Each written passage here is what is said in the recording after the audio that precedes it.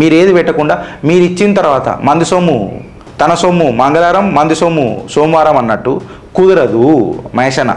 MGM హాస్పిటల్లో పిల్లలకు cylinder లేకపోతే ఇద్దరు పోరలకు ఒక్క సిలిండర్ పెట్టి తండ్రులు వెనకకు పట్టుకొని వస్తున్నారు, పట్టుకోనికే అటెండర్లు కూడా లేరు. ఇది రాష్ట్ర ఆరోగ్య వ్యవస్థ. మీ కాంగ్రెస్ ఈయన చరిత్రాన్ని నూకనేనా జూబ్లీ హిల్స్ ప్రజలకు చెప్తున్నా, ఇవన్నీ గుర్తుపెట్టుకొని ఓటేయండి.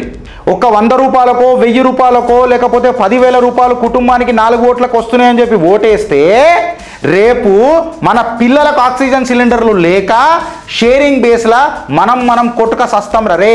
నేను మీకు చెప్తున్నా, జర ఆలోచించి ఓటేయండి. వీళ్ళందరూ ఒకటే ఉంటారు రాజకీయ నాయకుల పార్టీలు. నువ్వు నీ మేనిఫెస్టో ఏంది అని చెప్పి అడుగు, నీ కోసం కొట్లాడు మొదలెట్టు. మళ్ళీ మహేష్ అన్న నాకు దీని మీద ఆన్సర్ చెప్పు ఫస్ట్. నేను బతుకుంటే మెట్రో ఎంజాయ్ చేస్తా, నేను బతుకుంటే మీ సౌకర్యాలు మీ స్కీములు ఎంజాయ్ చేస్తా, నేను బతకలేకపోతేనే నేను ఇవన్నీ ఎందుకు చేస్తా, నా బతుకు లతుకు కానీ అని చెప్పి నా బతుకు గురించి ఆలోచిస్తా మహేష్ అన్న. నువ్వు విద్య వైద్యం ఫ్రీ ఇవ్వాలి కదా మహేష్ అన్న. అదేదో విడ్డూరం చూడండి, మెడికల్ ఇన్సూరెన్స్ లేకపోతేనేమో నా ట్రీట్మెంట్ తక్కువ అవుతుంది, ఇన్సూరెన్స్ ఉందనుకో దాని కాస్ట్ ఎక్కువ అవుతుంది, ఎందుకురా అని చెప్తే నాకు అర్థం కాదు. మహేష్ అన్న ఒక మాట అడుగుతా, ఎయిమ్స్ భువనగిరి మీద ఒక చిట్టా ఇప్పమంటారా నన్ను? ఇజ్జత్ కచ్చర అయిపోతుంది, మనది ఇజ్జత్ కచ్చర అయిపోతుంది. ఇలా అన్ని పార్టీలకు నేను ఇది హెచ్చరిక జారీ చేస్తున్నా, which includes Congress, BRS and BJP. Reels కోసం ఒక అప్లికేషన్, చాటింగ్ కోసం ఇంకోటి అండ్ షాపింగ్ కోసం ఇంకోటి. టూ మెనీ అప్లికేషన్స్ యార్. But what if everything is in one app? Create చేయొచ్చు, కనెక్ట్ అవ్వచ్చు అండ్ షేర్ కూడా చేయొచ్చు. ఈవెన్ షాపింగ్ అది కూడా. వీరీల్ అంటే జస్ట్ యాప్ అనుకుంటేవా, అంతకు మించి. జై హింద్, జై భారత్, జై తెలంగాణ. ఫ్రెండ్స్, నేను మీ Girish Danamoni. Welcome to our channel Chitragupta. Jubilee Hills by election వచ్చింది. పలు న్యూస్ పేపర్లలో కొన్ని న్యూస్ ఆర్టికల్స్ చూడుండ్రి. ఇది వెలుగులో వచ్చిన కథనం. రాష్ట్రానికి కేంద్రం అన్యాయం అంట. కిషన్ రెడ్డి, బండి సంజయ్ ఎందుకు ప్రశ్నిస్తలే? పిసిసి చీఫ్ మహేష్ గౌడ్ ప్రశ్నిస్తలే అని అంటే మిమ్మల్ని ప్రశ్నిస్తలేరు, అది మీకు మంచిది కదా, అంతేనా కదా నేను చెప్పింది. వాళ్ళు మీకు ప్రశ్నిస్తలేరు. మెట్రో ఫేజ్ 2 ప్రాజెక్టులు పరిశ్రమలకు అనుమతిలేవి, నిధులేవి. ఆ ఇద్దరు కేంద్ర మంత్రులకు రాష్ట్రాభివృద్ధి పట్టదా? రాష్ట్రాభివృద్ధి కాడికి వస్తే వాళ్ళిద్దరూ ఏమైనా కట్టలు కట్టుకొని మాకు సంబంధం లేదు, మేము తెలంగాణ ప్రజలం మాట్లాడుతున్నాం. మెట్రో ఫేజ్ 2కి సెంటర్ క్లియర్ కట్గా ఒక మెసేజ్ ఇచ్చింది మీకు. ఏదైతే ల్యాండ్ అక్విజిషన్ చేసినరో మళ్ళీ వాళ్ళకు మీరు కంపెన్సేట్ చేసినరా ఏంది? రాష్ట్రం పెట్టాల్సిన వాటా పెట్టిందా లేదా? ఇది ఫేజ్ 2కి చాలా కీలకం. మీరు ఏది పెట్టకుండా మీరు ఇచ్చిన తర్వాత మంది సొమ్ము తన సొమ్ము మంగళవారం మంది సొమ్ము సోమవారం అన్నట్టు కుదరదు మహేషన్న కుదరదు. సో ఒకసారి మీరు ఆలోచించరు. ఇక మిగతాదంతా ఏముంటుంది అని అంటే ఇదంతా గివ్వే ఇక మసాలా. నేనేమంటున్నానంటే మహేష్ అన్న జర కళ్ళు నజర్ పెట్టి ఇది చదవాల. ఇది చదివితే మీ పరిపాలన ఎంత చక్కదనమో కనబడుతుంది. ఎంజిఎం హాస్పిటల్లో పిల్లలకు సిలిండర్ లేకపోతే ఇద్దరు పోరలకు ఒక్క సిలిండర్ పెట్టి తండ్రులు వెనకకు పట్టుకొని వస్తున్నారు, పట్టుకోనికే అటెండర్లు కూడా లేరు. ఇది రాష్ట్ర ఆరోగ్య వ్యవస్థ. ఇది మాట్లాడకుండా నేను బతుకుంటే కదా మెట్రో ఎక్కుతా మహేష్ అన్న. మీ కాంగ్రెస్ ఈయన చరిత్రాన్ని నూకనేనా జూబ్లీ హిల్స్ ప్రజలకు చెప్తున్నా, ఇవన్నీ గుర్తుపెట్టుకొని ఓటేయండి. ఒక 100 రూపాయలకో 1000 రూపాయలకో లేకపోతే 10,000 రూపాయలు కుటుంబానికి 4 ఓట్లకు వస్తున్నాయని చెప్పి ఓటేస్తే రేపు మన పిల్లలకు ఆక్సిజన్ సిలిండర్లు లేక షేరింగ్ బేస్లా మనం కొట్టుక సస్తాం రే. నేను మీకు చెప్తున్నా, జర ఆలోచించి ఓటేయండి. వీళ్ళందరూ ఒకటే ఉంటారు రాజకీయ నాయకుల పార్టీలు. నువ్వు నీ మేనిఫెస్టో ఏంది అని చెప్పి అడుగు, నీ కోసం కొట్లాడు మొదలెట్టు. ఇలా మహేష్ అన్న ఇవన్నిటి మీద ఆన్సర్ ఇవ్వాలి. ఇప్పుడు మనం డాక్టర్ టు పాపులేషన్ రేషియో తీసుకొని చూస్తే నామ్ ఏమని ఉన్నదంటే 1:1000 అని ఉండాలి. ఇది జనరల్ గైడెన్స్. అయితే నేషనల్ యావరేజ్ ఏమున్నది అని అంటే 1:834, అంటే 834 జనాలకు అంటే పబ్లిక్కి ఒక డాక్టర్ ఉండాలి. ఇది నేషనల్ యావరేజ్ బెంచ్ మార్కింగ్ కింద తీసుకుంటే. బెంచ్ మార్కింగ్ 1:1000 అన్నాడు, దానికంటే మంచిగానే ఉన్నది తెలంగాణ, మంచిగానే ఉన్నది, నేను కాదనంటలే. But national average 1:834. తెలంగాణ ఎంత ఉందండి? 1:881 పీపుల్కి ఒక డాక్టర్ ఉన్నాడు. ఇది కాగ్ రిపోర్ట్, డెక్కన్ క్రానికల్లో వచ్చిన కథనం, అంటే slightly below the national average. Rural health సెంటర్లు తీసుకుంటే ప్రైమరీ హెల్త్ సెంటర్లు, చిల్డ్రన్ హెల్త్ సెంటర్లు, మళ్ళీ సబ్ సెంటర్ పర్ పాపులేషన్ ఎంత ఉన్నది అని చెప్పి మనం మాట్లాడితే 4229 సబ్ సెంటర్లు, 573 ప్రైమరీ హెల్త్ సెంటర్లు, 28 సిహెచ్సిలు, మార్చ్ 22 టైమ్స్ ఆఫ్ ఇండియా ప్రకారం ఇన్ఫ్రాస్ట్రక్చర్ ఎగ్జిస్ట్ ఉన్నది లేదని అంటలేను, but medical center in rural ఏరియాస్లల్లా కొంచెం సెట్ బ్యాక్ ఉంది అని చెప్పి చెప్తున్నారు. ఇంకా కొంచెం డీప్ డైవ్ చేసి చూస్తే మహేష్ అన్న 2023 స్టడీ ప్రకారము ఏవైతే బెడ్స్ ఉంటాయి చూడు, ఆ బెడ్స్ ప్రకారము government plus private total beds according to 2023 study total beds government plus private తెలంగాణలో 99,919 బెడ్లు ఉన్నాయట. ఇది హాస్పాసెక్స్ కన్సల్టెన్సీ ఇచ్చిన రిపోర్ట్. అయితే నామ్స్ ఏందనంటే 1000 పాపులేషన్ ఉంటే 5 బెడ్స్ ఉండాలట. తెలంగాణ ఎంతున్నది అని అంటే తెలంగాణకు 1.8 lakh బెడ్స్ ఉండాలట. షార్ట్ ఫాల్ ఎంతున్నది 1.8 lakhsకి అని అంటే 80,800 బెడ్స్ ఉన్నాయట షార్ట్ ఫాల్. మళ్ళీ మహేష్ అన్న నాకు దీని మీద ఆన్సర్ చెప్పు ఫస్ట్. నేను బతుకుంటే మెట్రో ఎంజాయ్ చేస్తా, నేను బతుకుంటే మీ సౌకర్యాలు మీ స్కీములు ఎంజాయ్ చేస్తా, నేను బతకలేకపోతేనే నేను ఇవన్నీ ఎందుకు చేస్తా, నా బతుకు లతుకు కానీ అని చెప్పి నా బతుకు గురించి ఆలోచిస్తా మహేష్ అన్న. వీడికి కాగలే.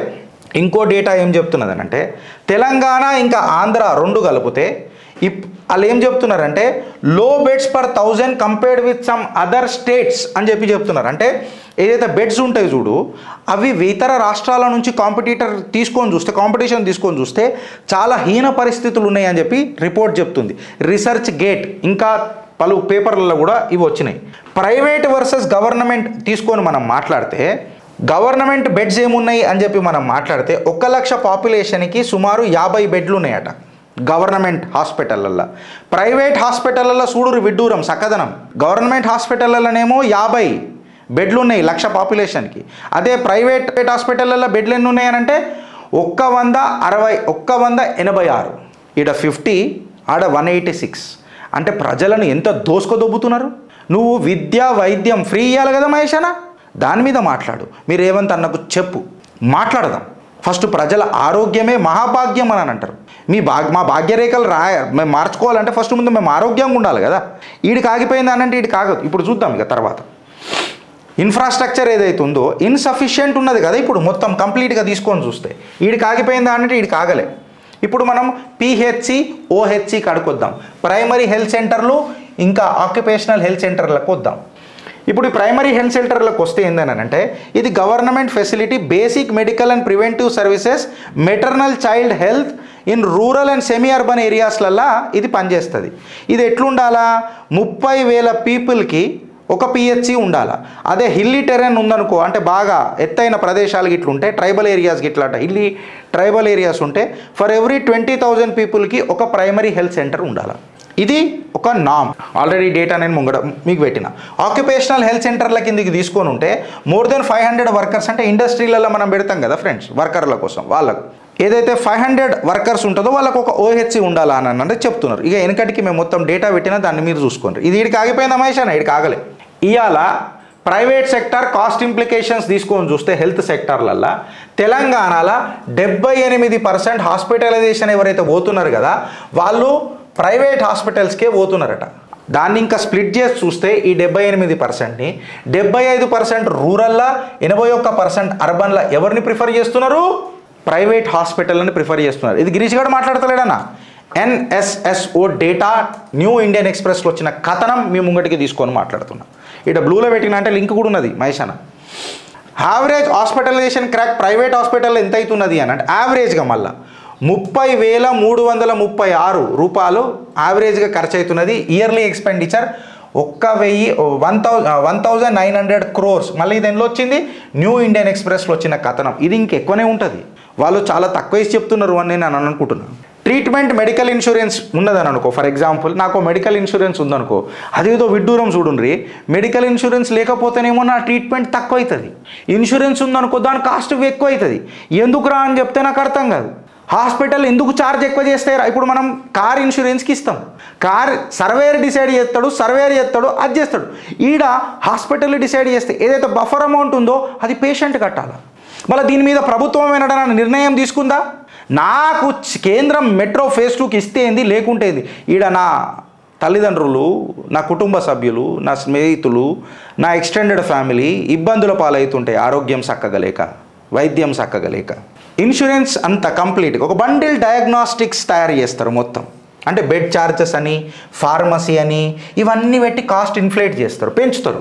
గవర్నమెంట్ సెక్టార్ సర్వీసెస్లో తీసుకున్నామని అనుకో, డైరెక్ట్ పేమెంట్స్ ఏమి ఉండేవి కదా, ఇవన్నీ డైరెక్ట్గా ఏమి ఉండే కదా, ఇన్ఫ్రాస్ట్రక్చర్ గ్యాప్స్ ఉంటాయి కదా, బాగా వెయిట్ చేయాలి కదా. అందుకే మనం అక్కడ ఉండమా. ఎందుకు? ప్రైవేట్ డయాగ్నాస్టిక్లు ఉంటాయి, ల్యాబులు ఉంటాయి, హాస్పిటళ్ళల్లో అన్నీ ఉంటాయి. కాకపోతే ఈ ప్రైవేట్ హాస్పిటల్ అని రెగ్యులేట్ ఎవడు చేస్తాడు రేవంత్ అన్న? ఎవడు రెగ్యులేట్ చేస్తాడు మహేష్ అన్న? మాకు కావాల్సింది మా ఆరోగ్యం కదా అని చెప్పి నేను మాట్లాడితే నాకు ఎవడు సమాధానం చెప్తాడు?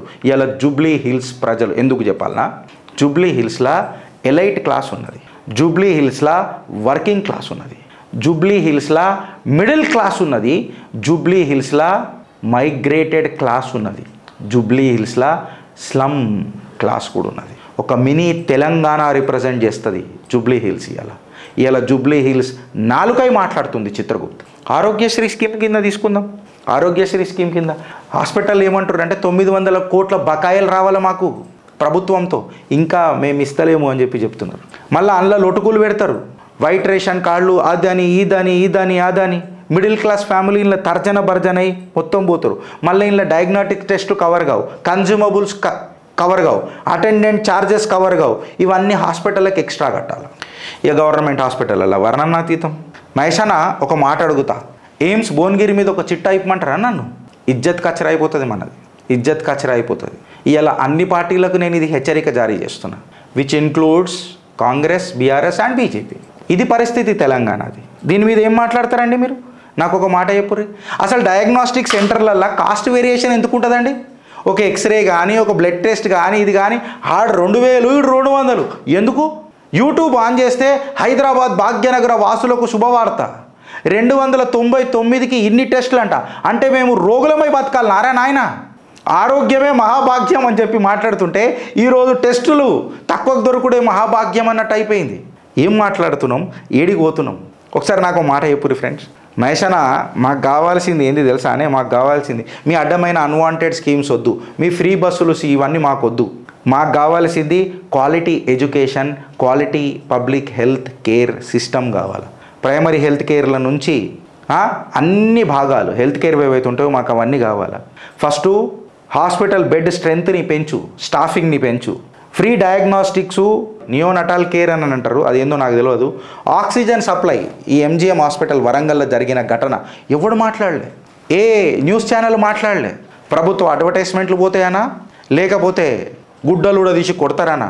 ప్రజల పక్షమై ఇలా చిత్రగుప్తు మాట్లాడుతున్నది ఫ్రెండ్స్. ఇలా ఎడ్యుకేషన్, హెల్త్ తప్ప మీ మేనిఫెస్టోలో ఏం పెట్టకండి, మాకు చాలది. మమ్మల్ని చల్లగా చూసుకోరు ఈ 2 విషయాలలో చాలు మాకు. సగం మిడిల్ క్లాస్ పైసా గీడ్నే పోతున్నది రా బాయ్, లేవురిరా నిద్ర. ఒక్కసారి ఆలోచించుర్రానా? I don't know how do you spend your time my dear friends. I'm asking the voter, I'm asking the people of Telangana. You may say that I'm not interested in this politics, you may be, you may not, I know, and I'm least interested అని చెప్పి మీరు మాట్లాడుతురవచ్చు, నేను కాదని అంటలే.